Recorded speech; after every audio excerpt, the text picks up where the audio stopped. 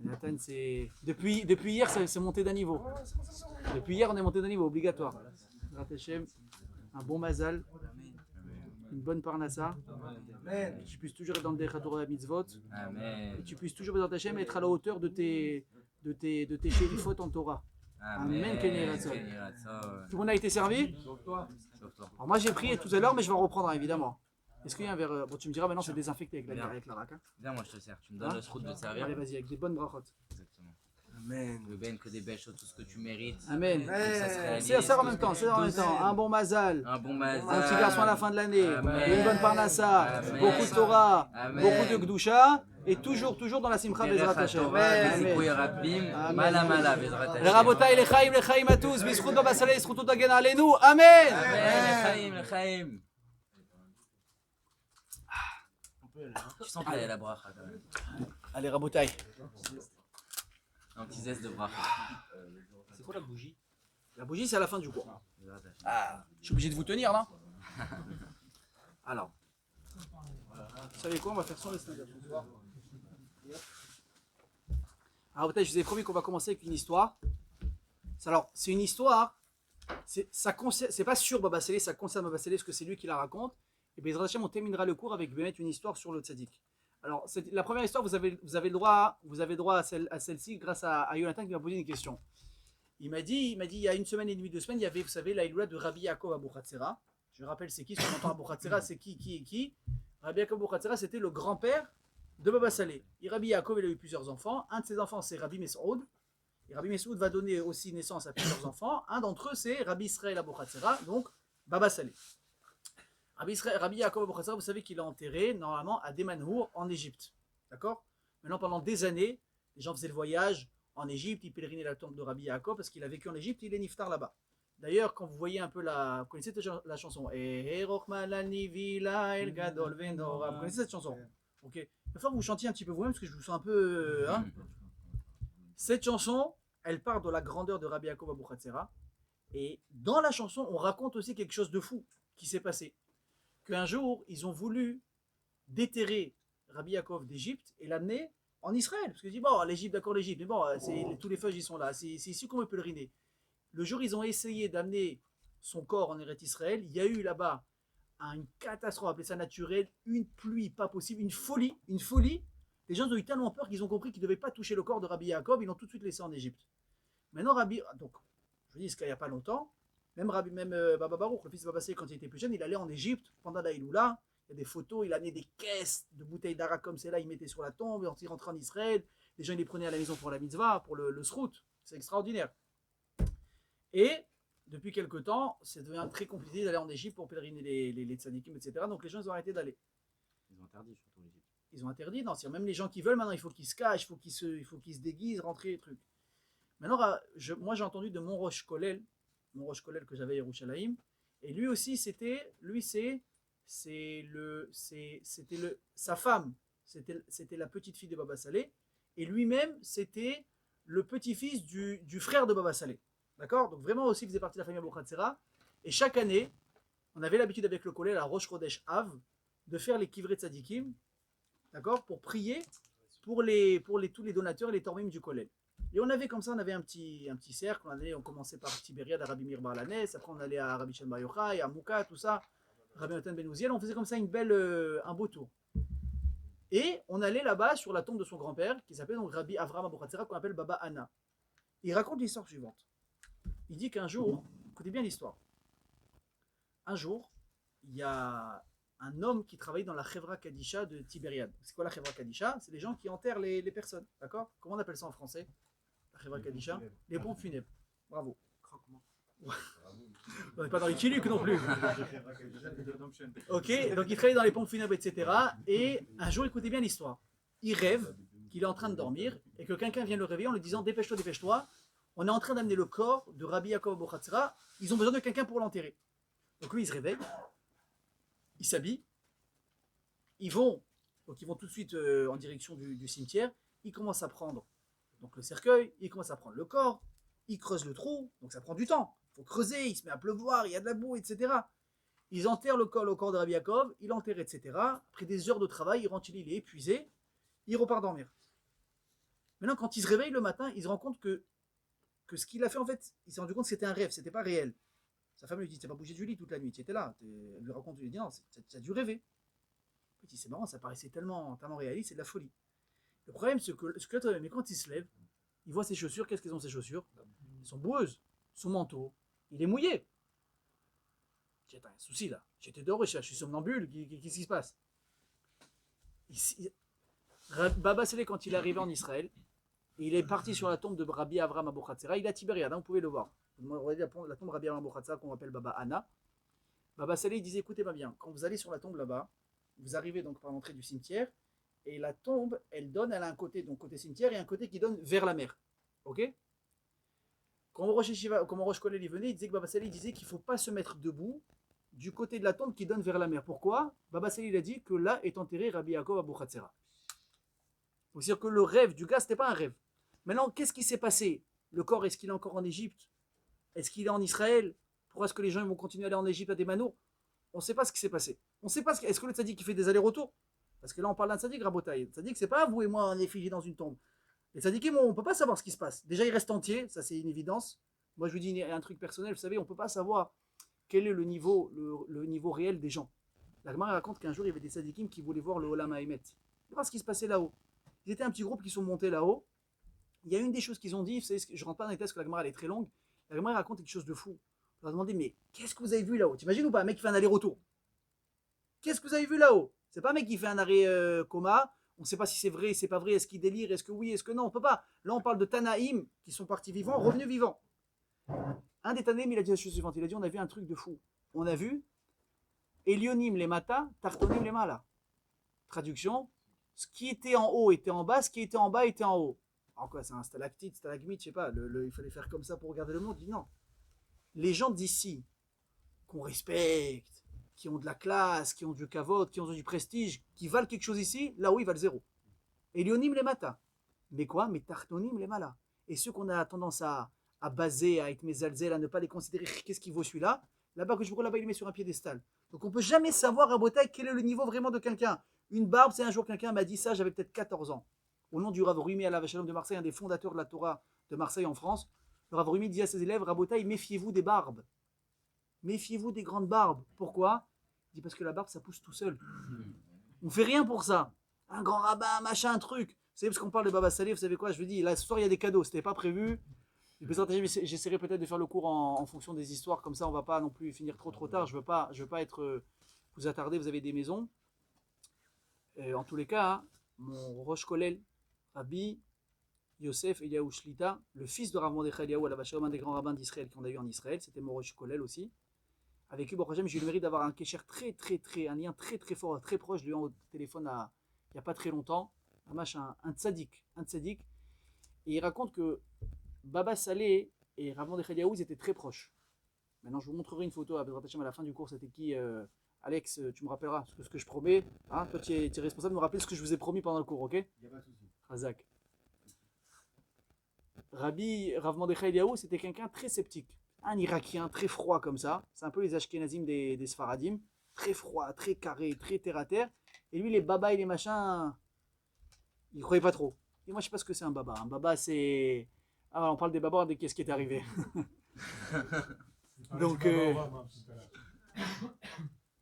s'il te plaît, mets-le à l'aise. Tu te montres tout ce qu'il faut, comme ça il fait une étiquette, etc. Ok? Donc maintenant, le jour où on fêtait au collège également la Iloua de Baba Salé, et Rav Yosef Eliaou, le Rosh Kolel, il a pris la parole, il a dit, vous savez qui était Baba Salé? Il m'a dit, je vais vous dire ce qu'il disait mon père. Mon père, il disait que dans la vie, il n'y a pas de raccourci pour devenir un Talmid Chacham. Ça n'existe pas. C'est aujourd'hui, on entend des gens, à 50 ans, ils font tchouva. Ils étaient chilonim, à 53 ans, le gars, il commence, il fait Kabbalat Kahal, il commence à faire des brachot, il lit l'avenir des uns et des autres. Rabotaï, je pèse mes mots, je suis filmé. Ce sont des charlatans. Quelqu'un qui fait teshuva en 2 ans, ça ne devient pas un kabbaliste en 2 ans. C'est faux, il faut arrêter de croire à ça.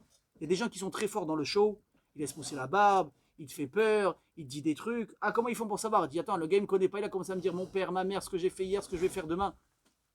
Techniquement, c'est très facile. La Kabbalah, ce qu'on appelle la Kabbalah Maasit, la Kabbalah, comment on appelle ça technique, faut ouvrir certains livres et on peut savoir plein de choses.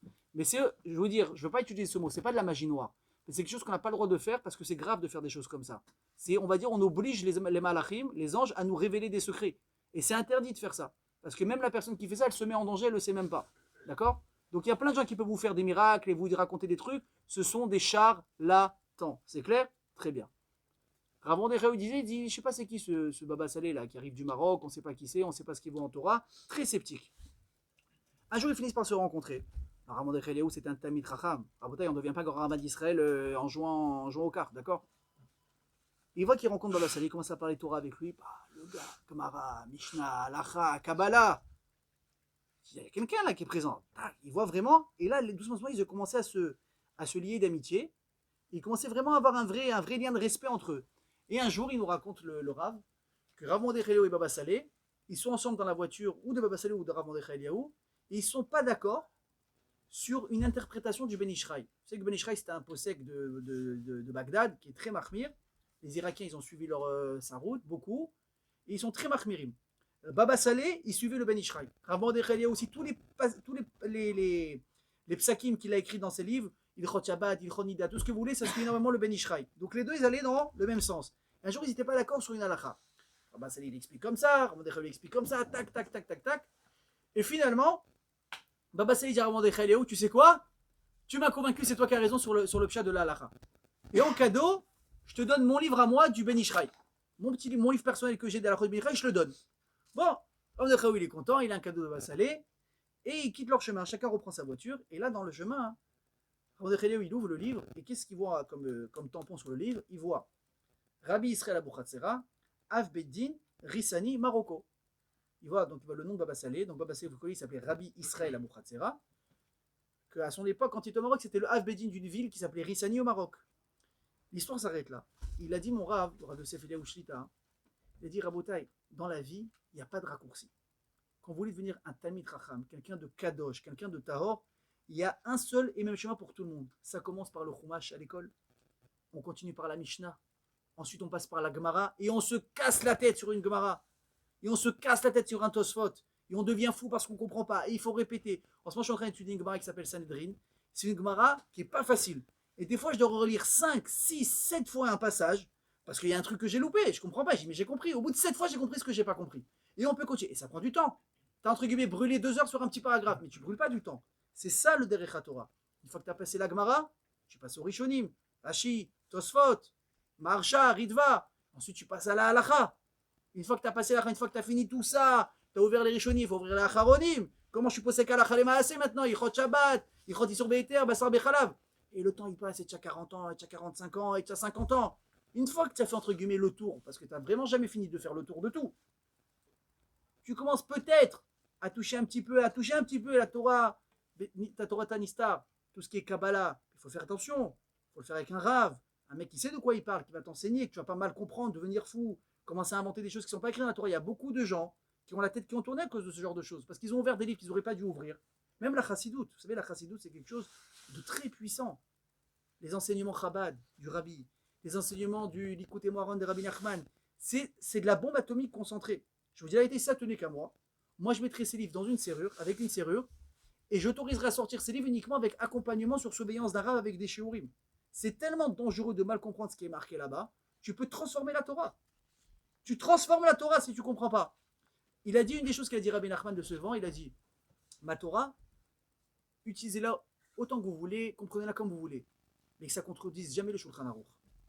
Et des fois, des gens ils t'inventent des trucs, je me doute sur ça. Rabbi Nachman, il a dit, Rabbi Nachman, c'est un grand sadique, mais Rabbi Nachman, il ne va pas s'inventer à contredire la Torah. C'est pas un fou. C'est toi le fou qui ne comprend pas ce qu'il a dit Rabbi Nachman. Vous comprenez?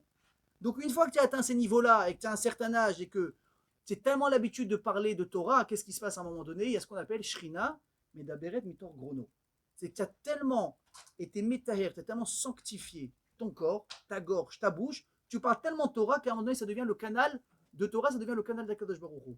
Donc, les gens, des fois, ils vont te demander un conseil, une bracha, tu parles, paf, ça s'accomplit. Des fois, tu demandes un conseil, le mec, il te sort un truc, tu dis, mais comment tu sais ça? Mais lui, c'est pas un charlatan. C'est la Shrina, c'est Akadosh Baruch Hu qui a répondu dans sa bouche à lui. Vous comprenez? Mais avant d'atteindre ce niveau-là, il y a des années de quoi? Vous savez, on voit les photos, on dit, ah, tu as vu, ils ont une belle vie, les babas. Ils servent de l'arac. ils font des brachot, ils font des séoudot, elle est belle la vie. Mais ça, c'est quelques heures dans la journée. La nuit, quand toi tu dois dormir, qu'est-ce qu'ils font eux? Eux, ils étudient. Ils font Chavot avec Eliyahu Hanavi. Eux, il y a des malachim qui viennent étudier avec eux. Vous savez qu'on raconte sur Rabbi Chaim Pinto. Bon, Hachem, il n'y a pas de concurrence dans les familles. Moi, je fais shalom avec tout le monde. Bon, Hachem, là où je peux prendre de la Kedusha et des exemples, moi, je prends de tout le monde. On m'a raconté une histoire sur Rabbi Chaim Pinto. Donc, attendez, Rabbi Chaim Pinto. Oui, Rabbi Chaim Pinto, donc le grand-père de Rabbi David Pinto actuel et le petit-fils de Rabbi Chaim Pinto à Gadol, où ils font la Iloula tous les ans à Essaouira. Il y a une histoire avec lui où il avait l'habitude d'étudier la nuit dans son bureau. Et sa fille, toujours à lui préparer un café, la nuit pour qu'il puisse étudier, etc. Machin. Et un jour, elle va pour lui amener le café, elle entend la voix de quelqu'un, mais c'est pas la voix de son père. Donc qu'est-ce qu'elle dit? Papa est en train d'étudier quelqu'un, elle repart, donc elle prépare un deuxième café. Oui ou non, c'est normal. Elle tape à la porte, son père toujours lui disait, tu m'amènes un café le soir, tu ne regardes pas, tu poses les cafés, tu tapes, tu t'en vas. Sans donner d'explication. Ok, il pose les cafés, tape à la porte et s'en va. Il prend le plateau, le lendemain il appelle, il lui dit, pourquoi tu as fait 2 cafés? Il dit, on peut continuer à la raconter quand même ou pas? Comme ça, je reviens pas une deuxième fois. Il lui dit, pourquoi tu as préparé 2 cafés? Elle dit, papa, parce que j'ai entendu 2 voix, il y avait toi et quelqu'un d'autre. Il lui dit, tu as entendu 2 voix? Il lui dit, tu n'aurais pas dû, j'ai entendu la voix d'Eliyahu Hanavi. Il dit, maintenant tu as le choix. Soit tu prends sur toi que tu te marieras jamais, ou soit tu te choisis de perdre la vue à vie. Quand même. Ça fait deux choix. Attends. Elle a réfléchi, elle a dit, je préfère perdre la vue. Écoutez l'histoire, l'histoire n'est pas terminée. Cette femme, donc elle s'est mariée quand même malgré tout. 10 ans après, son père il a appelé, il a dit, maintenant, je peux t'enlever la punition, il lui a rendu la vie au bout de 10 ans. C'est pour vous dire, c'est quoi? Maintenant, pourquoi? Qu'est-ce qui s'est passé? Moi, je ne suis pas à la place de Rabbi Chaim Pinto. Moi aussi, j'étais étonné, je dis, qu'est-ce qu'elle a fait la pauvre? Elle a amené un café pour Eliyahu Hanavi, c'est une faute, c'est une avéra. Son père lui a donné des consignes. Pourquoi? Pas pourquoi? Moi, je ne suis pas dans la pièce, on va ce qui se passe entre Rabbi Chaim Pinto. Vous pouvez ouvrir une fenêtre, s'il vous plaît, raboter un petit peu, qu'il y ait un peu d'air. Juste un petit filet. Après, si vous voulez, si on a froid, voilà, de ce côté. Non, ici, mais tu sais quoi, même ici, tu ouvres comme ça, les gens n'auront pas froid. Merci beaucoup. Moi, je ne sais pas ce qui s'est passé là-bas. Rabbi Chaim Pinto, etc. Je ne suis pas dans leur truc. Mais je vous dis simplement le niveau des gens. Ils voient ce que nous, on ne voit pas. Ils comprennent ce que nous, on ne comprend pas. Et ils font des choses qui nous dépassent à nous. Ok? Mais c'est pour vous montrer le niveau des gens de cette tzadikim-là. Rabbi Israël Boratzera Baba Saleh, je vous dis, je vous garde une histoire pour la fin du cours. Elle va vous faire trembler. Ça va vous montrer un peu la grandeur de Baba Saleh. Mon Bézat Hachem, tout le cours qu'on fera ce soir, c'est les Nishmato, les Rebo de Tzadik, Rabbi Israël Boratzera, Srotategan Alenu Amen. Et je peux vous dire que ce soir, tout celui qui a fait l'effort de venir, d'amener quelqu'un avec lui. Malgré il fait froid, j'ai pas envie, il est tard, je suis pas venu la semaine dernière, j'avais un truc à faire. Vous avez un mérite, je vous dis. Et je l'ai dit hier quand on est parti à Netivot à l'équipe. J'ai dit les tzadikim, Rabotai, n'oubliez jamais quelque chose. Ils ont horreur d'une chose que nous on connaît tout. Qu'on connaît tout, vous savez ce que c'est? On appelle ça les dettes. Vous connaissez les dettes? Personne n'aime avoir de dettes. On n'aime pas devoir de l'argent à quelqu'un tout simplement. Ou tout simplement on n'aime pas aussi être redevable envers les gens. Il dit Shlomo Ameler, sonnez matanot, iriez. Si quelqu'un veut te faire un cadeau, c'est mieux que tu refuses. Tu te rappelles, on a parlé de ça l'autre fois, Shabbat à la Sina. Pourquoi? Qu'est-ce qu'il y a un petit cadeau, ça fait du bien, le mec qui me fait un cadeau, moi je suis pas contre. Il y a un problème, pourquoi? Parce que des fois, tu n'as pas forcément les moyens de rendre le cadeau qu'on te fait. Le mec qui t'offre maintenant une bouteille de Gold Label, tu vas pas lui rendre une bouteille d'Arak, ça fait rat. Le mec qui t'offre, il t'invite, je sais pas moi, il te fait un super plateau de fruits, trucs, ça, tu sais que ça lui a coûté 1500 shekels. Tu sais que tu n'as pas les moyens de lui rendre. Maintenant, tu as la chouma de lui amener une pastèque coupée en tranches. C'est mieux que tu amènes rien. Donc quoi, qu'est-ce que tu vas faire? Tu vas être mal à l'aise, tu vas te surpasser pour lui rendre au moins de son niveau qu'il t'a donné. Tu n'as pas les moyens, tu commences à rentrer dans les galères. Donc, je ne rentre pas dans les galères. Ne reçois pas les cadeaux, sonnez maintenant, celui qui haït les cadeaux, il vivra tranquillement. Maintenant, ce principe-là, il s'applique à nous les vivants, mais encore plus aux défunts. Un tzadik, tu fais quelque chose pour lui, il est redevable envers toi. Écoutez bien ce que vous dites, Baba Saleh, écoutez bien ce qu'il faisait. Baba Saleh, chaque jour de la semaine où il devait manger, avant de passer à table de faire une tzedek ou quoi, il demandait qu'on l'amène un calendrier, il disait regardez, c'est la iloula de qui ce soir? Chaque repas, il en faisait une iloula. Aujourd'hui, c'est l'iloula de tête tzadik, alors le repas, c'est l'ilou nishmato. Ce soir, c'est tête tzadik, le repas, c'est nishmato. Chaque chose qu'il faisait, c'était pour un tzadik. Pourquoi? Baba Saleh, il disait, et j'ai entendu au kollel, qu'à chaque fois qu'on fait une séouda pour le tzadik, qu'est-ce qui se passe? La neshama du tzadik, elle descend et elle assiste à la séouda avec nous. Donc là maintenant, pourquoi je vous ai demandé de faire Netilat Yadayim? Parce que séouda, c'est quand on mange du pain. Je lui ai dit, faites Seouda. Pas faire maintenant tout de suite. Quand tu fais, c'est juste lui, j'ai regardé en plus. Quand tu fais Seouda pour un tzaddik, sa neshama elle descend sur Rabotai. Là maintenant on parle, Baba Sali il est avec nous dans la pièce.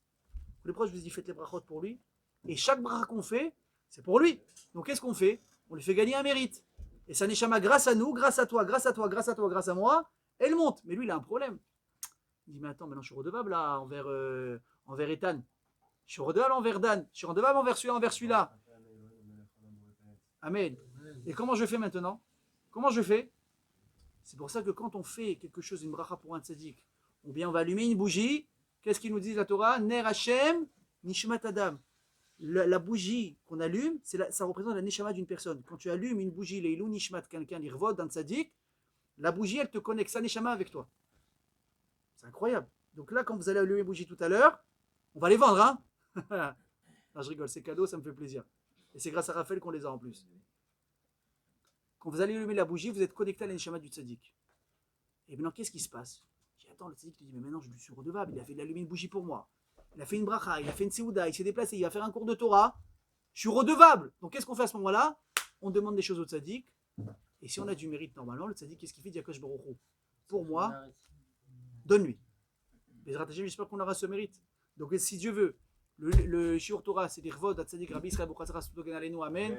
Ça protège tous ceux qui sont venus ce soir, vos familles, vos amis, surtout les Chayalim qui sont au front. Rabotai, la guerre n'est pas terminée. Que je vous fasse mettre un miracle. Ça fait 100 jours, comme disait Mickaël hier, ça fait 100 jours que les kidnappés, ils n'ont pas vu un rayon de soleil. Je ne sais pas, je vous dis la vérité.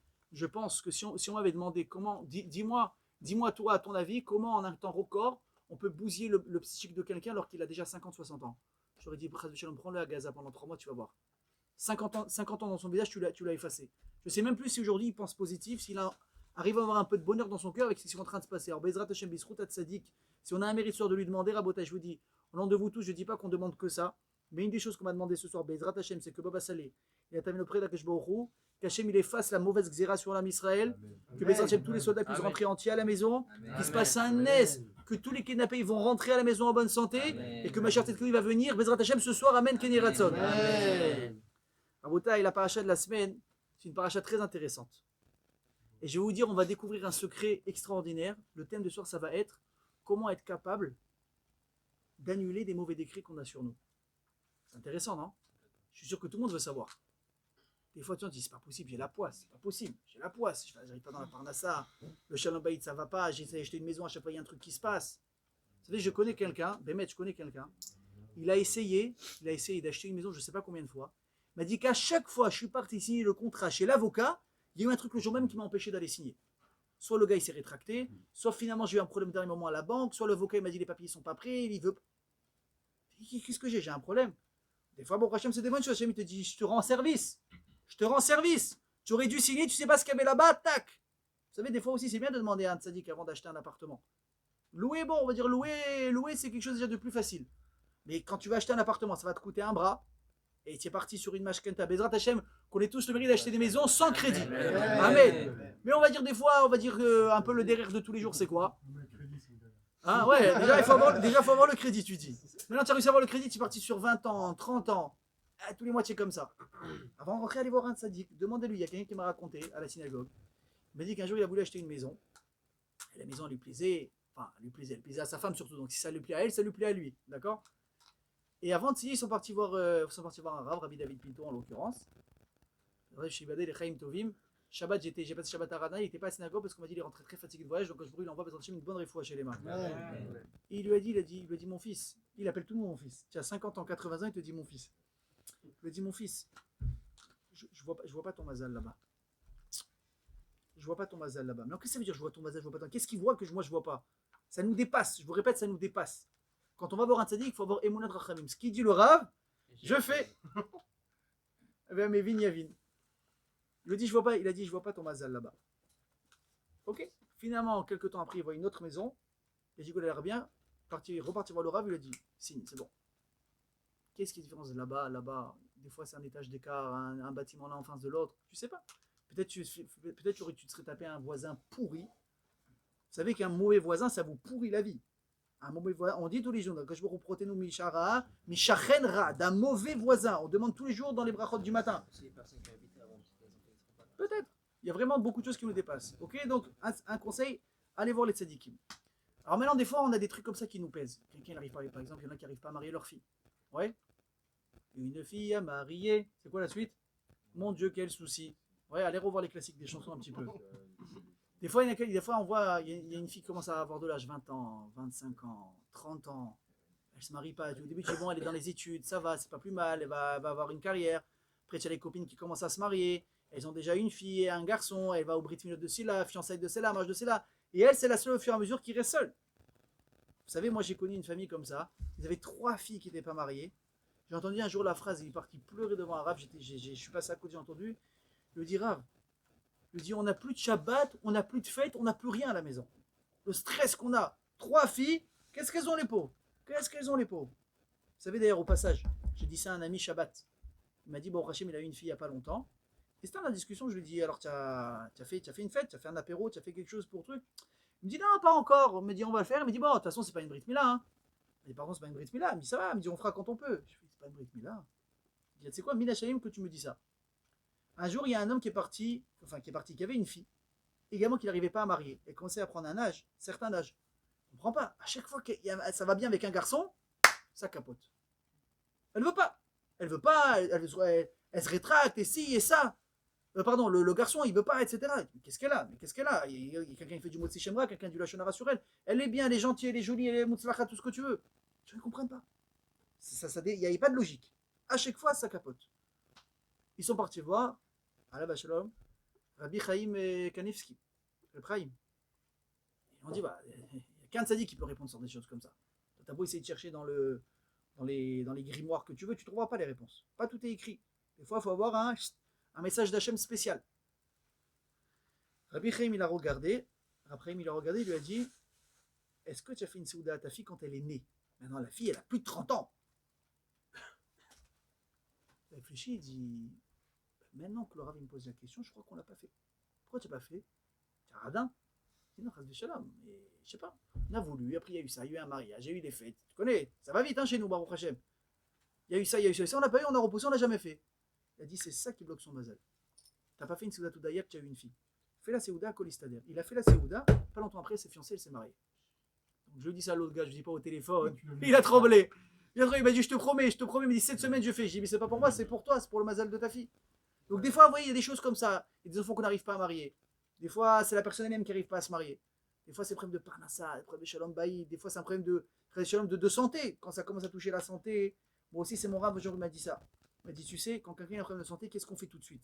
Quand quelqu'un ne sent pas bien, qu'est-ce qu'il fait? Il va chez le médecin, il dit, bon, on va vous prescrire une prise de sang. Pourquoi? Parce qu'il faut regarder, est-ce que toute la protection du corps, est-ce qu'elle fonctionne bien? À Bretagne, ça, c'est médical. Chez nous, les juifs, on croit aussi au spirituel. Quand on a un problème, il faut regarder également ce qui nous protège. Tfilin, mezuzot, tout de suite. Tu as un problème qui ne bouge pas et ça bug à un moment donné, va tout de suite vérifier tes tfilin, va tout de suite vérifier tes mezuzot. Ok? Et combien de fois on a trouvé des problèmes? Rabotaï, je ne vous dirai pas qui c'est. Je pense que vous ne le connaissez pas. Il y a une personne, Bémet, que je connais, que ça me fait beaucoup de peine, elle a des gros problèmes de shalom bayit. Des gros problèmes de shalom bayit. Je ne dis pas qu'ils ont eu jusqu'à maintenant une super entente, mais ça tournait, la baraque elle tournait, il n'y avait pas de raison. D'un coup, tout d'un coup, il y en a un des deux qui a décidé c'est terminé. Mais du jour au lendemain, je m'en vais. L'autre est devenu fou. 15 ans de mariage, 4 enfants, tu pars pas comme ça. Il a beau essayer de lui parler, rien à faire. La personne, elle veut entendre personne. Tac, avocat, tac, je prends mon appart, on fait une garde alternée. Mais j'ai jamais vu ça. Même dans un film, ça va pas aussi vite. C'est pas possible. Quelqu'un lui dit, va vérifier tes tefilin. Rabotaï, 2 lettres qui étaient touchées.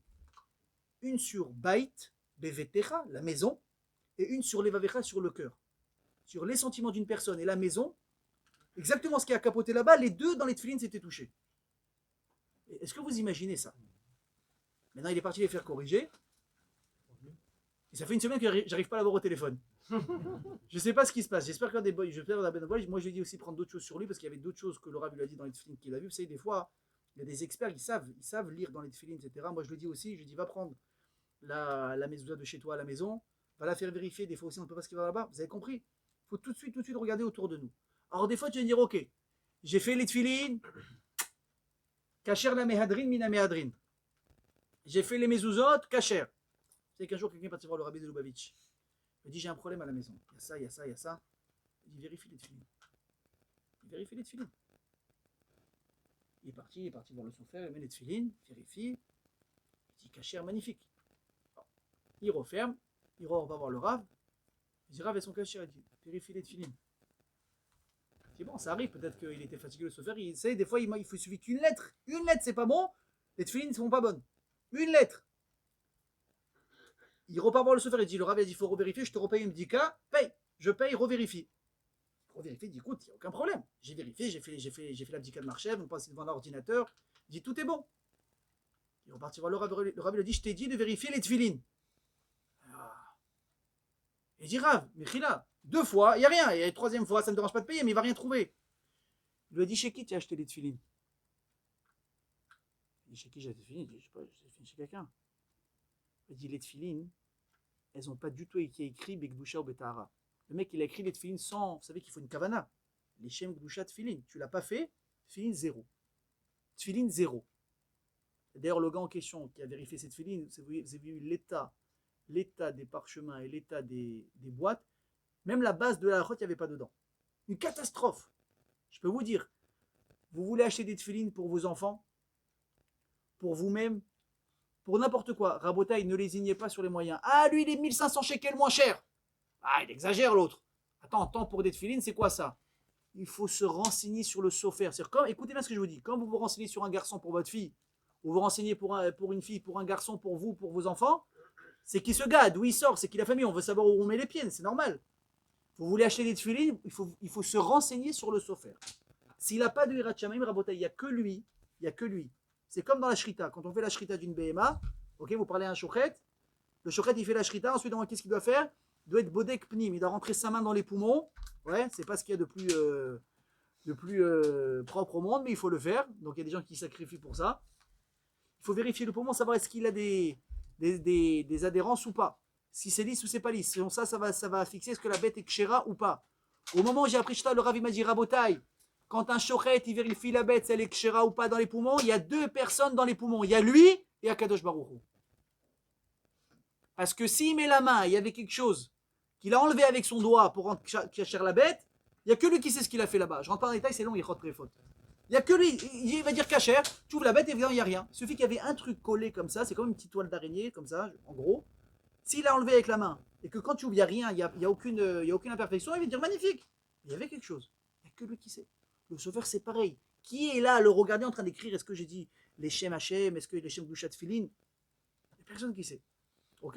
Donc moi je vais dire ok, j'ai pris le sofer, j'ai payé 1 tonne, le gars, Ravoz et Yosef, il fait cette filine là-bas. Tu peux pas mieux que ça. Et malgré tout, il y a un problème. Alors qu'est-ce qu'on fait dans ces cas-là? Comment on fait? Tu dis c'est pas possible, j'ai la poisse. Quelqu'un m'a fait du, comment on dit en arabe, du troll, du machin. Vas-y, on va porter l'œil, ça c'est la belle-mère, il y en a qui vont dire, les pauvres, les belles-mères, elles ont un dos, maman. J'ai mis les gardes en bonne santé, amen. Ah ouais. Et s'il y en a qui sont un peu mzoloba, alors qu'elles deviennent gentilles si tu veux. Alors qu'est-ce qu'on fait? Alors regardez, la question va se poser, maintenant qu'on a bien compris la vie de tous les jours, on va essayer de voir, de décrypter ça selon la Torah. La Torah elle nous parle dans cette paracha du Galut Mitzrayim, de l'exil de l'Égypte. Maintenant, il faut comprendre, Hachem il a dit à Abraham Avinu, combien de temps est-ce qu'on va être en exil? 400 ans. 400 ans. Quand on sort d'Égypte, la Torah elle va dire combien de temps est-ce qu'on a été exilé? 430 ans. Maintenant, on sait que nous, Befoal, concrètement, on a été en exil, combien de temps? À partir du moment où on est descendu en Égypte, 210 ans. Donc la première question, c'est attends, qu'est-ce qui se passe? On est à 400, on passe à 430. Une fois qu'on est à 430, on redescend à 210. Donc elle est où la suite logique de l'histoire? Déjà, il y a 2 psukim qui se contredisent. Dans Sefer Bereshit, il dit Abraham, sache que ta descendance, elle va être en exil combien de temps? 400 ans. Vous ouvrez maintenant le Sefer quand on sort d'Égypte, dans Shemot. Il y a marqué les Bnei Israël, ils ont été en esclavage pendant combien de temps? 430 ans. Donc déjà, on a une contradiction exceptionnelle dans la Torah. Donc qu'est-ce qui se passe? Et je vais vous dire mieux que ça. Quand on regarde bien les chiffres, on descend beaucoup plus que ça. Et je vais vous faire un calcul rapide. J'ai relu ce calcul. Je l'ai écrit exprès pour aller vite, pour ne pas vous prendre la tête, mais essayez d'être avec moi pendant 2 minutes, vous allez comprendre. Qui est descendu en Égypte? Yaakov et ses enfants, n'est-ce pas? Un des enfants, c'était qui? Lévi. Parce que là, je vous apprends rien. C'est bon, vous suivez? Très bien. Lévi, il a eu un garçon qui s'appelait Kehat. Kehat va donner naissance à un garçon qui va s'appeler Amram, qui va être le père de Moshe Rabbeinu. Jusque-là, ça va? Ok. Donc Lévi, il descend d'Égypte avec son fils Kehat. Kehat, quand il descend d'Égypte, c'était pas un petit bébé. C'était pas un petit bébé. Parce qu'il va avoir une petite soeur qui va s'appeler Yochevet, qui va être aussi qui? La mère de Moshe Rabbeinu. Ok? Parce que Amram, il va se marier avec sa nièce. Ça, on le sait. D'accord? Très bien. Donc maintenant, Kehat, il va descendre en Égypte. Et en qu'on sait que Yochevet va naître après lui, donc lui, on sait qu'il a un certain âge. Mais même si on prend Kehat en point de repère par rapport à l'âge, Kehat, j'ai souligné, il a vécu en tout 133 ans. Ça va? 133 ans. Son fils Amram, il a vécu 137 ans. Moshe Rabbeinu, quand il sort d'Égypte, il a 80 ans. Combien ça fait en tout? Je vous fais le calcul rapide, 350. Donc déjà, à partir du moment où on arrive en Égypte et on ressort, on n'est pas à 430, on n'est pas à 400. Au maximum, on est à combien? 350. Donc où sont les 400? Où sont les 430? Ok? Je continue. Rashi nous dit qu'on n'a pas été en Mitzrayim 350 ans. On a été en Égypte 210 ans. D'où il sait ça, Rashi? Il faut donner des preuves. Réponse. Quand Yaakov nous dit à ses enfants, à l'époque de la famine, avant qu'ils descendent en Égypte, il leur dit Redou, descendez et achetez à manger pour pas qu'on crève de faim, n'est-ce pas? Il y avait la famine. Redou, Gematria, Rej 200, Dalet 4, Vav Sif 210. Rachid dit de là on apprend que Yaakov Avinu, qui avait perdu le roi Hakodesh à l'époque, pourquoi? Parce qu'il était triste de Yosef, et la Torah dit qu'une personne qui est triste, la Shrina ne va pas avec lui. C'est ça que Rabbi Nachman il parle beaucoup de Simcha. Sachez que quand on est dans la tristesse, dans la dépression, dans le down, Hachem il s'écarte de nous. Dis-moi, je peux pas un mec comme ça. Il te dit, ça me fout la rame.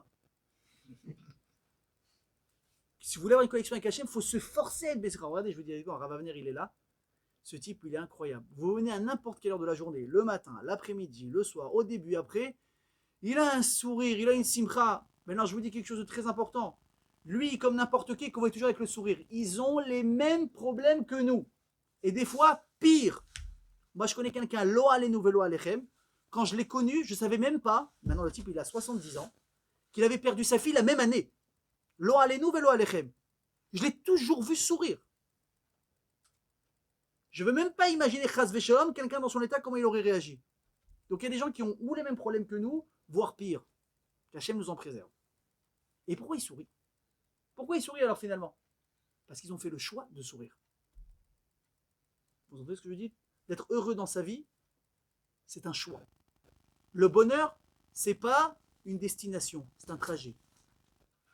Peut-être un jour, on fera un cours sur le bonheur. Ok? Je reviens à ce qu'on disait. Donc,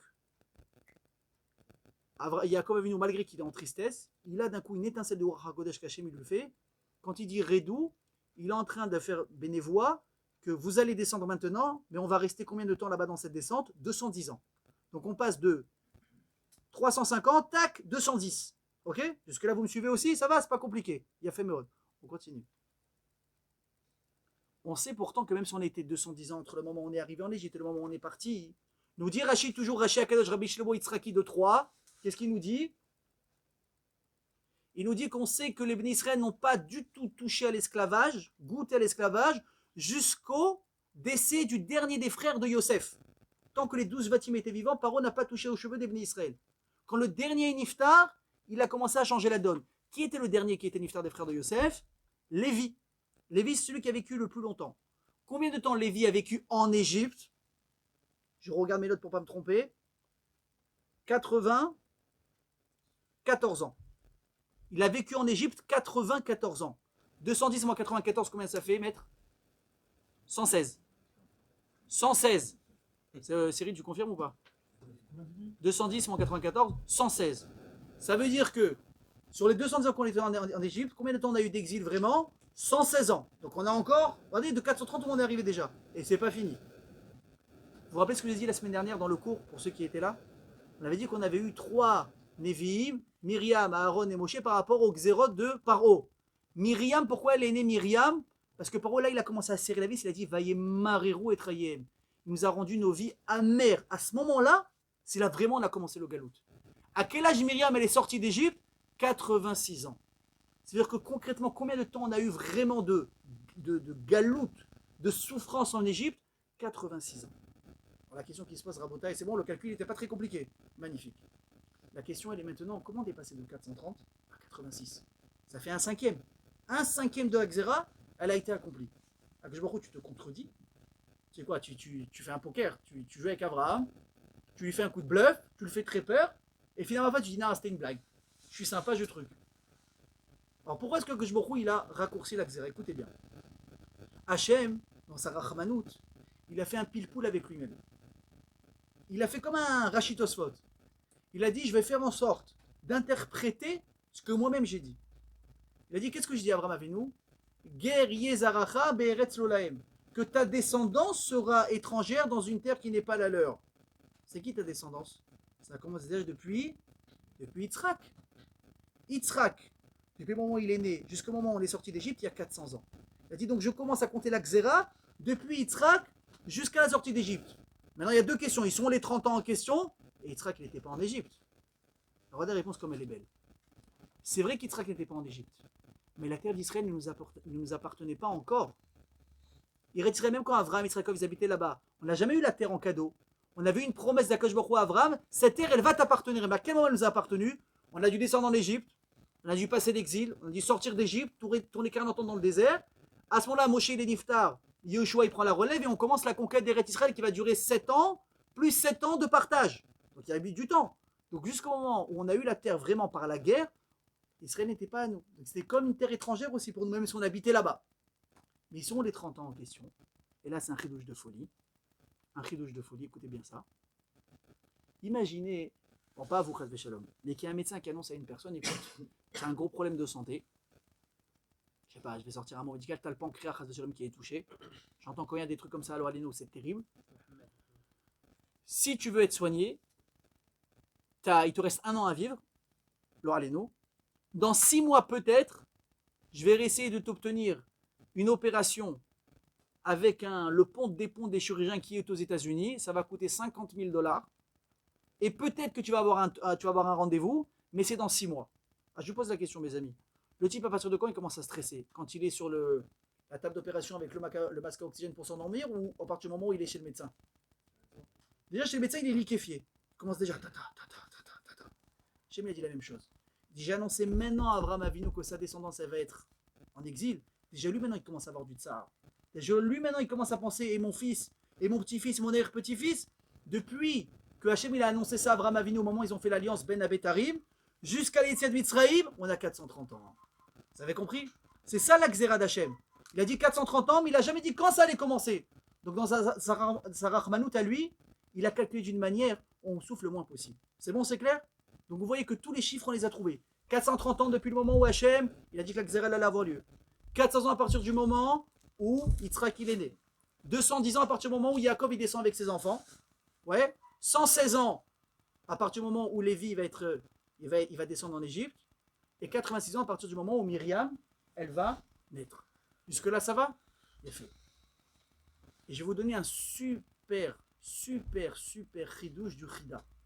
Rabbi Chaim Yosef David Azoulay, un grand tzaddik, un très grand possèque. Et c'est que lui, c'était un grand tzaddik qui était entouré en Chutz Laaretz. Et c'est Rav Mordechai Eliyahu, quand il était grand rabbin d'Israël, il était tellement fan du Chida, il a réussi à le prendre et à amener son corps en Eretz Israël. Il ne voulait pas le lâcher, je crois qu'il est enterré en Italie, si je ne me trompe pas. Si je ne me trompe pas, il est enterré en Italie, le Chida.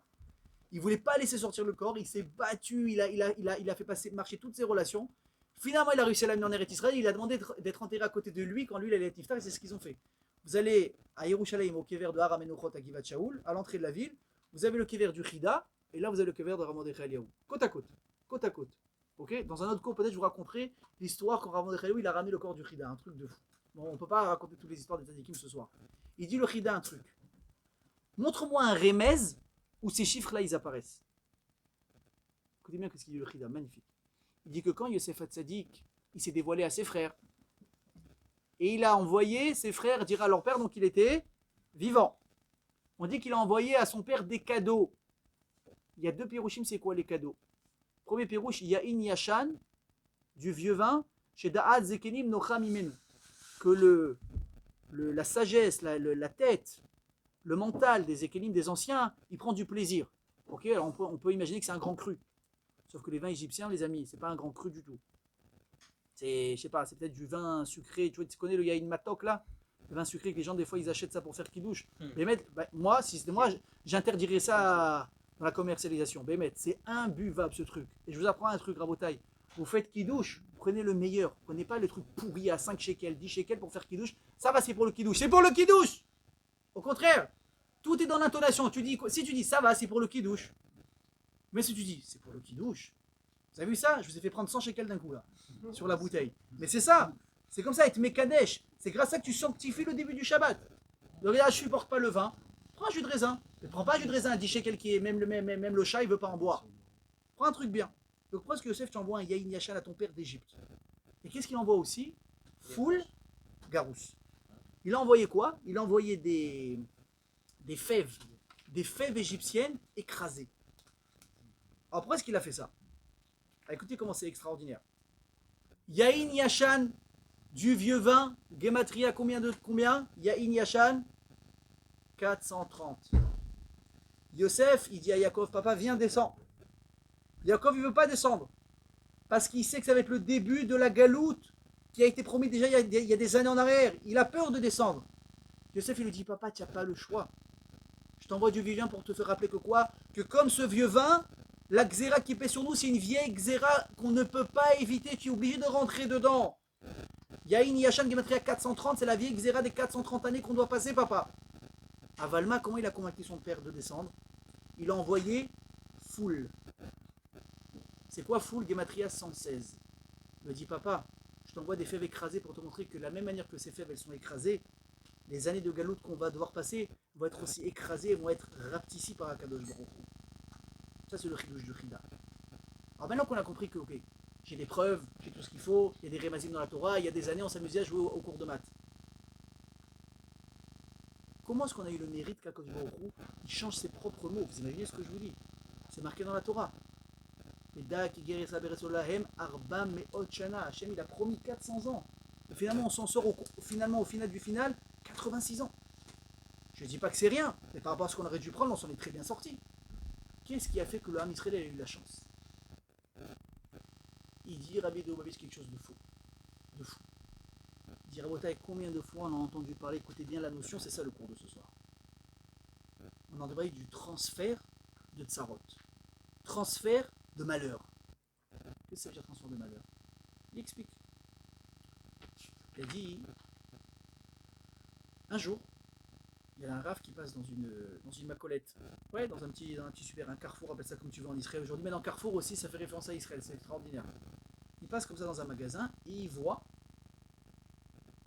une annonce, tel jour de la semaine, grand Mahamad, très grande organisation, Siyum chasse. Tu peux ouvrir un petit peu plus la fenêtre comme ça. Ouverture, Siyum chasse de tel et tel organisme qui ont étudié les chasses pendant 7 ans. Je dis waouh, c'est beau. Et là, il voit en dessous, écoutez bien, une katava, un petit, comment on appelle ça? Comment on dit une katava? Un article où il y a une femme qui raconte son histoire par rapport à ce Siyum. Il dit comme ça, elle raconte, elle dit, on a des enfants, on avait un enfant qui ne tenait pas en place à l'école. Maintenant, quand je dis qu'il a rendu fou tout le monde, les professeurs, le directeur, ils ont essayé, on le vire de l'école. Alors le problème, c'est que quand il y a une mauvaise image sur la famille, qu'est-ce qui se passe? Il n'y en a pas un qu'on se méfie. Après, c'est... Eh ouais, attends, on veut rouler rentrer le petit l'année prochaine. Attends, c'est le frère de qui celui-là? Ah, c'est le frère de l'autre marboule. Non, tu lui dis on est complet. Tu connais ça, il n'y a plus de place. Ah, c'est dommage, mais il n'y a plus de place. On est complet, c'est comme ça. Écoute-moi, le gosse, il sort de la structure scolaire. Il commence à avoir un mauvais renom. Dis-moi, tu es où avant de venir ici? Pourquoi tu rentres dans telle école? Ah, tu t'es fait renvoyer. Tac, tac. Mais non, lui, il est bloqué. Et c'est les autres enfants aussi qui commencent à payer. Les parents ne savaient pas quoi faire. T'imagines? Tu te lèves le matin, tu sais pas quoi faire de tes gosses. Le père et le mec qui va au travail, il n'est pas tranquille, c'est impossible. Tu dors pas, tu travailles pas, tu n'as plus de vie. Et là, le type, écoutez bien, c'était pas un Tamit Racham, c'était pas un Avrer, c'est pas ce que vous voulez. Il va voir sa femme, il dit regarde, on n'est pas des grands sadikim dans cette famille, on fait traditionnaliste, on fait Torah. Mais il y a un truc que moi j'ai appris de mon père. Là, on a besoin d'un miracle. C'est très simple. On fait le point des choses, on a besoin d'un miracle. Quand on a besoin d'un miracle, il faut envoyer le paquet. Il faut envoyer le paquet. Elle lui dit, ok, tu proposes quoi? Il dit, regarde, il y a un cours le soir, ils ont mis maintenant une moda, une annonce à la Sina. Tous les soirs après Arvit, il y a un cours de Gemara. Ce qu'on appelle le Dafayomi. Il commence apparemment le cycle maintenant. J'ai jamais étudié de Gemara, j'ai pas l'effort après le travail, je suis fracassé. Il y a une chose que j'ai envie, c'est de penser à un bon repas, me foutre devant la télé, tranquille, The Voice ou Masterchef ou je sais pas ce que vous regardez. Et je vais être tranquille. Le mec, je lui dis, il n'étudiait pas. Je lui dis, moi je pense que si on veut une chance, je vais rentrer dans le chiot. Mais il me faut ta bracha parce que voilà, t'as compris que le soir, je vais rentrer tard. Les soirées, ça va pas être les mêmes, hein, ma fille.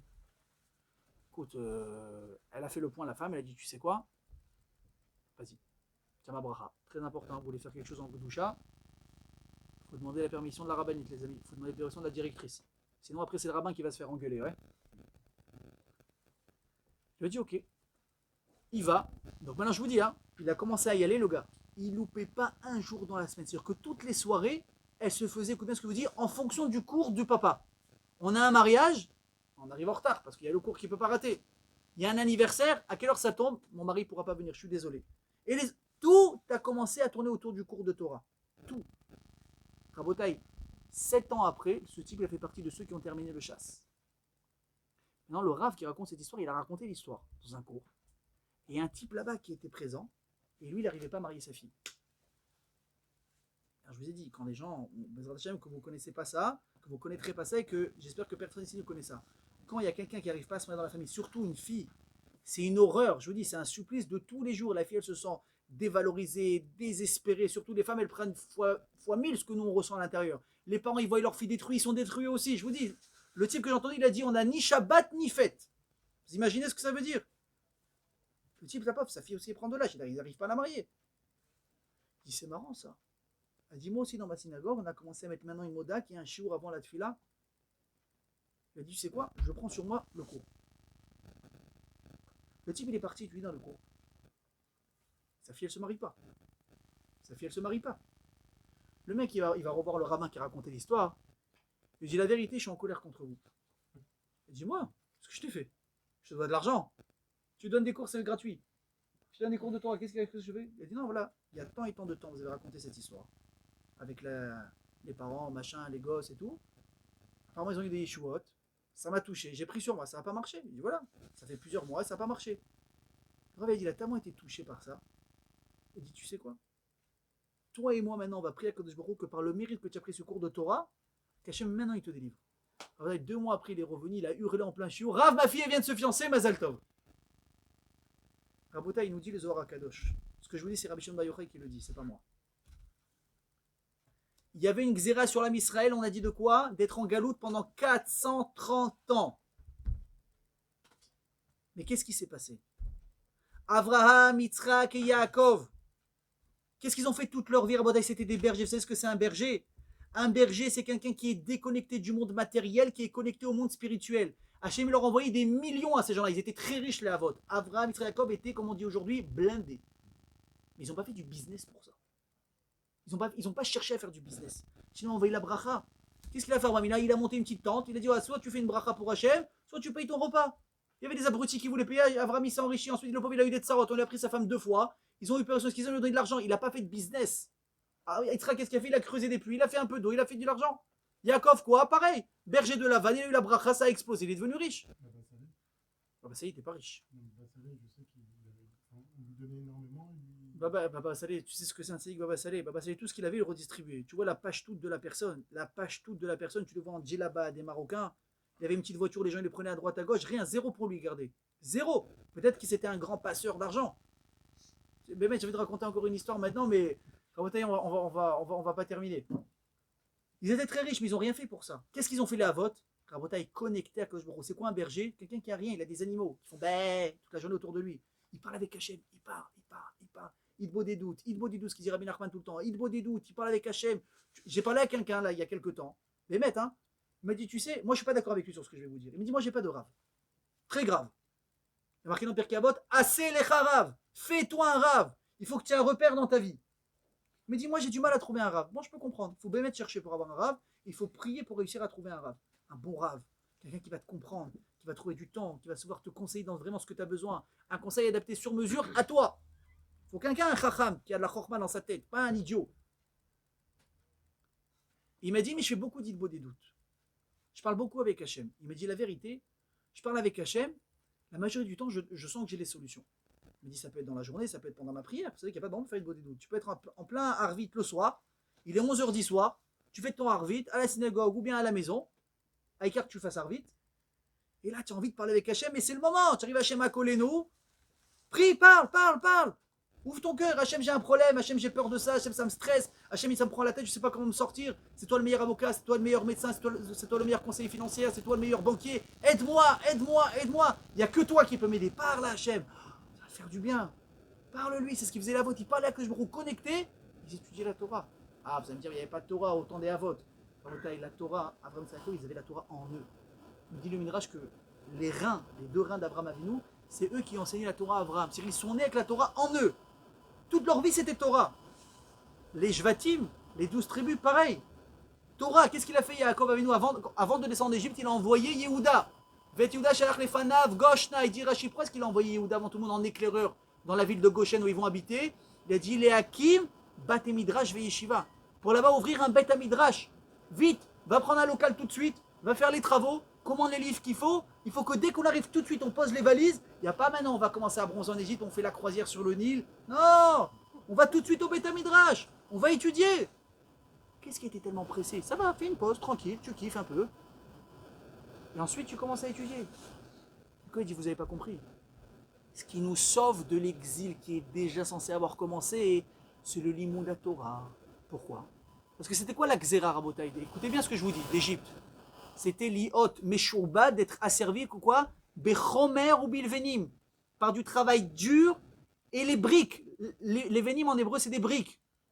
Et dire la seule chance qu'on a d'éviter, c'est quoi? C'est de casser notre tête dans la khumra, dans la difficulté d'une sugia de Gemara, et d'essayer d'être malbin la halakha, d'essayer de comprendre, d'éclaircir une halakha jusqu'à halakha les maasé. Il n'y a que ça qui peut nous sauver.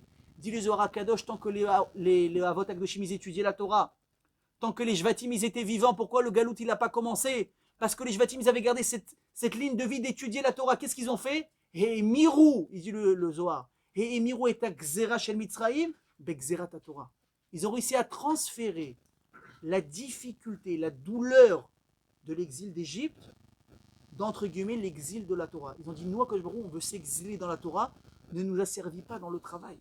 Et ça a marché. Ils ont pas, qu'est-ce qu'il a dit Rashi au début du cours? Les Paro n'a pas touché les Bnei Israël jusqu'à que quand? Jusqu'à que le dernier enfant de Yaakov soit niftar. Pourquoi? Parce qu'à cette époque-là, tout le monde a encore étudié la Torah. Mais quand il y a eu les Shvatim qui sont niftar, ils ont perdu un petit peu, on va dire, leurs dirigeants, leur inspiration. Qu'est-ce qu'ont fait les Bnei Israël? Ils se sont reposés. Ils ont dit, mais non, qu'est-ce qu'on veut? Bon, écoute, étudier la Torah, c'est sympa. Mais laissez-nous faire un peu de business. Alors, il avait ça, il leur dit, vous voulez faire du business? Venez travailler avec nous. Venez, on va vous payer, venez. Et ils sont tombés dans le piège. Qu'est-ce qui s'est passé à ce moment-là? La Xéra qui était sur la Torah, elle est revenue sur le travail matériel. Et là, on a souffert pendant 86 ans. Et la preuve que je vous dis, c'est quoi? Quel est le seul chevet, la seule tribu qui n'a pas été asservie dans le Galout? Lévi. Pourquoi Lévi? Parce que c'était les seuls qui ont continué à étudier la Torah. Vous avez vu ce que je vous dis? Il dit le Zohar Rabotaï un secret extraordinaire. Dans la vie, on a le choix. Dans quoi est-ce qu'on va passer nos difficultés de la vie? Écoutez bien ce que je veux dire, je vais vous lire le texte, parce que regardez ce qu'il dit. Bachaim, écoutez bien, hein, dans la vie, Chayav liyot sheibud, un homme il est obligé d'être asservi par quelque chose. Ça n'existe pas, la vie sous les cocotiers à rien foutre. Ça n'existe pas, la vie comme ça n'existe pas. Chez un juif, ça n'existe pas. Hachem, il ne veut pas ça. La Gemara dit Adam le amal yulad, un homme il est né pour se fatiguer, pour s'investir. Akash Baruch Hu bara olam kazeh, bo adam chayav lekabel al atzmo mechuyavut kol shei. Un homme, il est venu dans le monde, il est obligé de recevoir une obligation de quelque chose et pas d'être livré à lui-même, de rien foutre de ses journées. C'est pas ça la vie d'un juif. Mais quoi? Oulam. Cependant, Omedet bifne ha-adam bechira, se tient devant un homme un choix. Ezeol lekabel alav. Quel poids, quel joug tu veux recevoir sur toi? Vous yachol ifror baiser, et lui il peut choisir le meilleur des jougs qui soit le plus agréable pour lui. C'est pas moi qui dis. Hein. C'est pas moi qui dis. Je vous ai ramené ce qui a marqué ici. Rabotaï, on a dit tout à l'heure, comment on fait quand on a une mauvaise xéra sur la tête? Qu'est-ce qui se passe? Comment je fais maintenant pour me dégager de tout ce que j'ai? J'ai des galères sur galères, galères sur galères. Comment je fais? J'arrive plus à m'en sortir. Écoutez bien. Tu as des galères. Parle avec Akadosh Baruch Hu. Moi, je vous mets au défi, je l'ai fait. Et je l'ai fait. Parlez à Akadosh Baruch Hu. Dis, tu sais quoi, Hachem, regarde. Les avocats, j'ai plus la tête. Chas v'shalom, les médecins, j'ai plus la tête. Je peux pas, Hachem, je peux pas, c'est en train de me bouffer. Hachem, on fait un deal, toi et moi.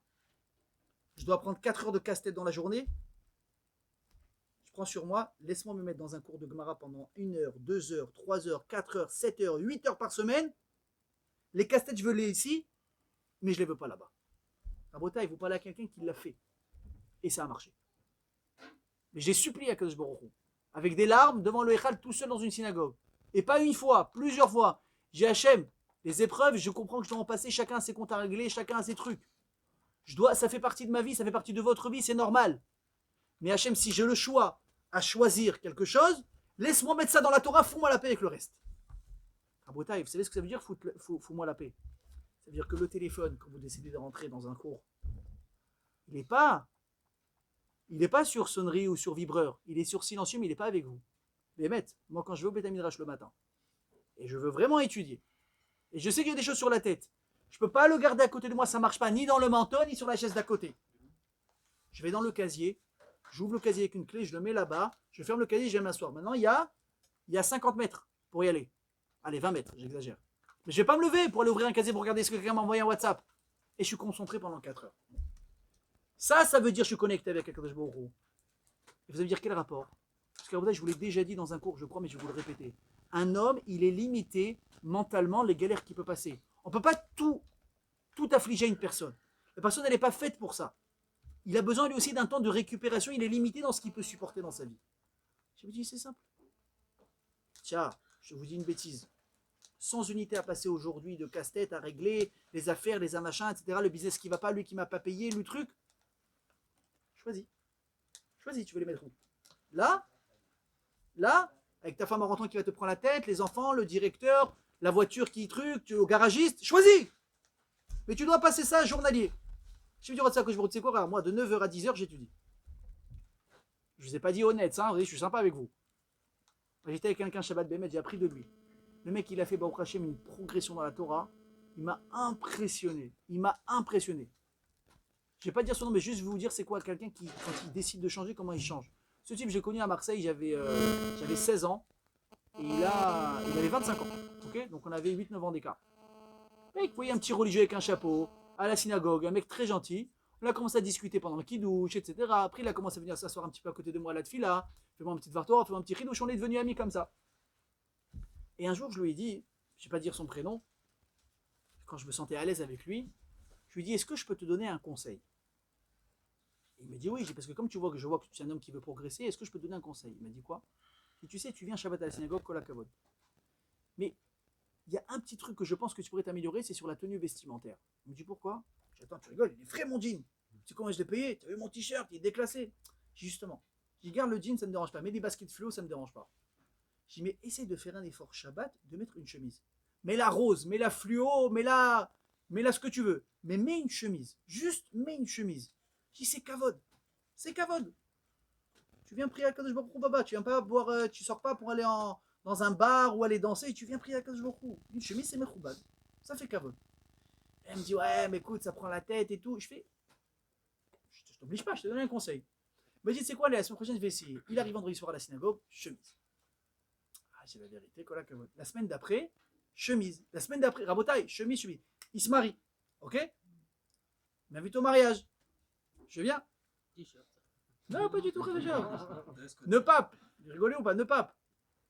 Les mois ils passent, il me dit viens passer un Shabbat à la maison, ça me ferait plaisir. Tu m'as connu célibataire, tu me connais marié. J'ai dit avec plaisir. Tu vois pas, il sort la table, il commence à repasser sa chemise. Je lui dis waouh, bon, on s'est perdu un peu de vue, chacun a fait sa vie, etc. Toujours on s'appelle un peu, 2 ans après, on repasse un Shabbat ensemble. Il me dit reviens à la maison. Il va me dire je suis rien qui se fait inviter, jamais il fait rentrer à la maison, ouais. Je vais à la maison. Je le vois habillé en chemise. Et sur le moment, je ne capte pas. Sa femme me dit, tu sais que tous les vendredis, il me demande s'il a une chemise repassée pour Shabbat. Là, je l'ai revu ce Shabbat, ça fait maintenant, ça fait presque, ça fait, je sais pas, 7-8 ans qu'il est marié. Je l'ai vu à la Sina Shabbat, je revois une chemise, je fais, il me dit, mais ça, c'est encore toi. Il dit, ça, c'est la chemise depuis que tu m'as dit à Marseille il y a 7-8 ans, j'ai pas lâché la chemise le Shabbat. Maintenant, c'est pas grand chose. Mais vous avez vu quand on s'attache à quelque chose, Rabotaï, ce type-là aujourd'hui, il se lève au net tous les matins. Pourquoi? Parce que ses enfants, ils ont commencé à grandir. Les enfants, ils s'enchaînent. Sa femme, le matin, elle est avec le bébé, machin, elle peut pas. C'est lui qui t'a amené les enfants à l'école. Je dis, mais quel rapport? Il me dit, mais attends, si j'amène les enfants à l'école à l'heure où ils rentrent, je rate la tefila. Je peux pas rater la tefila. Donc il se levait déjà à la tefila, mais maintenant qu'il est bloqué avec les horaires, il a dit, je suis obligé de me lever au net. Sinon, je rate la tefila. Tu me dis, bon, ok. Après, il va dormir alors. Il fait tefila au net, il amène ses enfants, il revient étudier le Midrash de 9h moins le quart à 10h30. Et après, il va faire sa journée de travail. Il rentre le soir, il est éreinté. 21h, il s'écroule. Mais regardez ce que c'est. Et moi, je vous dis la vérité, je le trouve plus calme qu'avant. Vous allez me dire, je délire, j'invente. Je sais pas, je vis pas avec lui au quotidien. Moi, je vous dis, je vois l'ambiance dans la maison. Sa femme, elle sourit. Ses enfants, ils sont heureux. Lui, il sourit. Bon, au Hachem, il manque de rien. Il y a des hauts et des bas au travail. Mais je suis certain que la Torah, ça lui a adouci la vie. Pourquoi? Parce que Rabotaï, je vous répète, il dit le soir, on doit passer des difficultés dans la vie. À toi de choisir où tu veux les passer. Et on a le srout, écoutez bien, on a la chance de pouvoir nous choisir où on veut. Moi, je vous donne un conseil. Je vous donne un conseil, Rabotaï. La difficulté, elle fait partie de la personne. Je vous dis, même moi qui étudie, qui suis avraire, des fois, je sens que j'ai un peu de temps encore. Je dis, tu sais quoi, quand je vais au repos, évite-moi des problèmes, je vais essayer de rajouter 1 heure en plus. Et je prends une Gemara que j'ai jamais étudiée. Et je commence à étudier un peu plus le soir. Ou peut-être un peu plus le matin, à essayer de faire plus vite les choses pour étudier. Même moi, qui je suis moi comme référence, je suis personne. Mais même moi, on va dire qu'il suis un peu plus au Beth Midrash, peut-être. Mais moi, je trouve que j'ai du temps. Et je vous assure que quand j'étudie, ma tête, elle est plus calme. Il y a moins de soucis. Je suis certain que chacun se reconnaît un petit peu là-dedans. Je vous dis, Rabotaï, vous voulez un cadeau? C'est le cadeau que je vous fais ce soir. Essayez de dire, tu sais quoi, Hachem, je joue un peu comme ci, comme ça. Faites par étapes. C'est dur tous les jours. C'est dur tous les jours. 1 fois par semaine, c'est dur. C'est dur à mettre en place. Mais concrètement, c'est facile. Ah, on a un cours du lundi soir déjà. Il y a des pizzas, c'est sympa, il y a des copains. C'est facile. À partir de maintenant, moi, j'essaye de ne pas louper. Et vous allez me dire à moi, qu'est-ce qui va se passer après? Je ne sais pas. À vous de me dire, Bezrat Hashem, Baruch Adonai Leolam, Amen ve Amen. Je vous ai promis une histoire sur Baba Salé. Attends. Promis une histoire. J'ai promis une histoire sur Baba Salé. Écoutez cette histoire de fou. Regarde, c'est pour la Baba Salé. Regarde. Que le sroud du tzaddik qui nous protège. Écoutez bien cette histoire. Un jour, il y avait un couple qui était marié depuis 18 ans et qui n'avait pas d'enfant. Et on sait que c'est une halakha dans le Shulchan Aruch, dans Even Haezer. J'ai parlé, avant de venir, j'ai appelé un posek. Je vous dis, quand je fais les courses, c'est de les faire bien. J'ai appelé un posek au téléphone pour m'assurer de ce que je vous dis, est-ce que c'est vrai ou pas. Il y a une halakha dans Even Haezer. Je crois Siman Gimel, c'est halakha Aleph ou Bet, qui dit qu'un homme qui est marié à une femme et qui n'ont pas d'enfant pendant 10 ans, il doit divorcer de sa femme pour se marier à une autre femme pour avoir des enfants. Pourquoi? Et là si, il prend une femme célibataire. Le pauvre quoi, il va être étranglé à vie. Donc il doit divorcer, il doit se remarier. Pourquoi? Parce qu'un homme a la misère de Piri Averivel avoir des enfants, mais une femme non. Donc il doit divorcer. Je vous rassure, à la Khalemassé aujourd'hui on ne fait pas ça. Le Rama, les Ashkenazim, il a ramené un Radbaz qui dit là-bas, aujourd'hui, étant donné que c'est dur de trouver son mazal, on ne divorce pas une femme. Et il y a plein de choses qui font que aussi, je vais vous dire autre chose aussi, même si l'homme il divorce, par exemple, il doit payer la ketouba à sa femme. La ketouba, je ne sais pas combien chacun a mis. En général, on met des sommes d'arba. Pourquoi elle dit la Gemara? On met une grosse somme sur la ketouba pour pas que, si le gars un jour il a une crise de colère, allez, vas-y, dégage, rentre chez ta mère. Tu dis ok, passe à la caisse, tu as mis 26 000 euros. Ah bon, viens, on va s'arranger. Et oui, la Gemara dit c'est pour ça qu'on a mis une grosse somme sur la ketouba, pour calmer le gars quand il veut divorcer. C'est la vérité. Il a fait. Donc le gars, il va voir sa femme, il dit écoute, tu es ma pierre précieuse. Comment on dit? Tu es ma Lamborghini. Tu es ma Rolex. Je t'adore, c'est tout ce que tu veux. Mais regarde, là, la Khaled dit 10 ans. Moi, j'ai tiré avec toi 18 ans. Je t'adore, tu es la femme de ma vie, j'ai connu que toi. Écoute, on n'a pas d'enfant, je ne peux pas rester comme ça. Je peux pas avoir de descendants, c'est pas possible. Et la femme, elle se met à pleurer. Il pleure avec elle. Il ne veut pas divorcer. Il veut pas. Mais il dit écoute, je ne peux pas rester comme ça toute ma vie. Il pleure. Là, sa femme lui dit tu sais quoi, j'ai une idée, regarde. Viens, on fait pas les choses vite. Il y a un tzaddik qui s'appelle Baba Salé. Viens, on va voir le Rav. Ce qu'il dit le Rav, on fait. Mais vraiment, on se met d'accord. Ce qu'il va dire, on fait. Il dit vous divorcez, on divorce et j'accepte. Il dit vous divorcez pas, tu me prends pas la tête après. Il dit ok. Ils vont à Netivot. Ils vont voir Baba Salé. Baba Salé, vous savez, il ne recevait pas les femmes. Baba Salé, il ne regardait pas les femmes. Ni il recevait, ni quoi que ce soit. Il y avait une question d'une femme.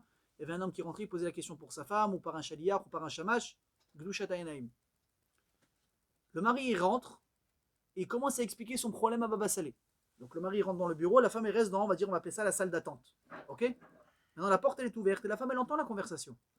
Et lui, il commence à expliquer à Baba Salé, ouais, voilà, ma femme, ça fait 18 ans, je l'aime, et voilà. Et là, la femme, quand elle commence à réaliser que il est en train de parler à Baba Salé, est-ce que là, l'histoire elle va se terminer, Baba Salé va trancher? Elle a eu tellement peur qu'ils disent de divorcer, elle s'est mise à pleurer en hurlant. En hurlant, elle pleure. Bah, c'est dans le bureau, il entend des hurlements comme ça, il envoie son mec, il dit qu'est-ce qui se passe? Qu'est-ce qui se passe? Alors, Shamash, il sort, il voit la femme, il fait le lien, il dit, c'est la femme du monsieur qui est devant vous, et elle pleure parce qu'elle ne veut pas divorcer de son mari. Il dit, ah, c'est pour ça. Il sort, il raconte, Baba Salé, il a baissé les yeux. 10 minutes. Je ne vais pas vous le faire 10 minutes maintenant. Mais c'est très long, 10 minutes quand vous êtes devant un tzaddik. Des fois, moi, je vais voir des fois Rabbi David Pinto, pour cracher mon dation, ça va avoir des tzaddikim comme ça. Des fois, je lui pose une question, il réfléchit pendant 30 secondes, ben, je sue. Je sue 30 secondes. T'imagines 10 minutes devant Baba Salé. 10 minutes. Au bout de 10 minutes, il lève la tête. Il regarde avec des larmes dans les yeux. Il regarde le mari, il lui dit, vous êtes prêt à faire tout ce que je vais vous dire de faire? Mais vous me promettez de faire tout ce que je vais vous demander de faire? Il a dit, je te promets. Il dit, ta femme, elle dit, ma femme, ce que je dis, elle veut. Je te promets pour ça, on est prêt à tout. Il dit, vous allez sortir d'ici. Vous allez au magasin de bébés. Achetez tout. Landau, poussette, la commode pour changer les couches, les habits, les tétines, les biberons, tout. Dans un an, vous avez un enfant, un garçon. Il envoie le couple comme ça. Ils s'en vont. Baba Baruch, le fils de Baba Salé, que je vais lui envoyer une bonne réfoua chez moi, il est encore vivant, il habite à Netivot. Il était dans la pièce. C'est lui qui raconte l'histoire. Ils sont venus en Baba Salé, on a dit, on a l'habitude que quand les gens viennent te voir, tout de suite tu bénis. C'est quoi ce déconnexion que tu nous as fait pendant 10 minutes? Il a dit, écoutez-moi bien. Ce couple, quand ils m'ont dit qu'ils n'avaient pas d'enfant, j'allais lui dire, écoute, je sais pas. Il a dit, j'ai fermé les yeux. Écoutez bien ce qu'il dit, c'est Baba Salé qui dit ça. J'ai regardé dans tous les cieux, dans toutes les sphères, dans tous les mondes possibles. Ils n'ont pas d'enfant, ce couple-là n'a pas d'enfant, la neshama de cet enfant n'existe pas. J'ai passé toutes les sphères, il n'y a pas, j'ai pas trouvé de neshama.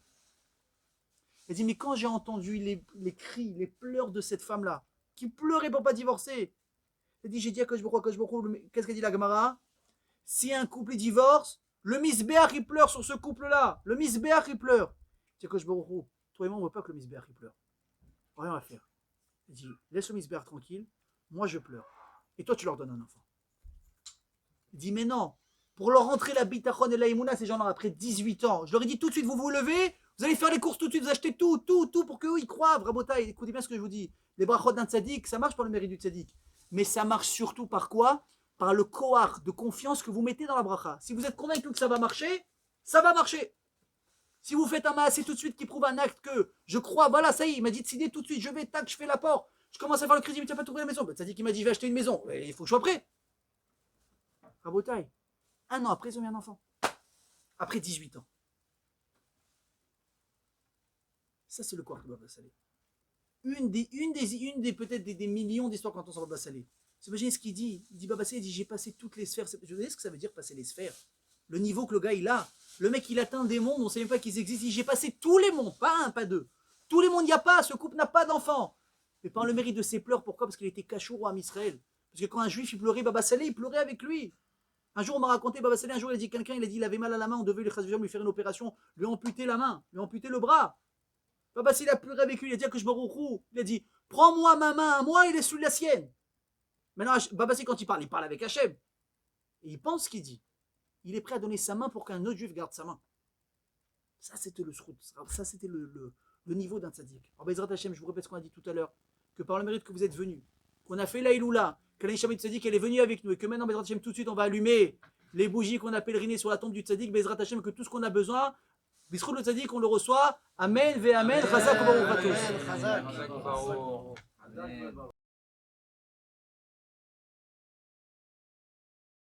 עם ישראל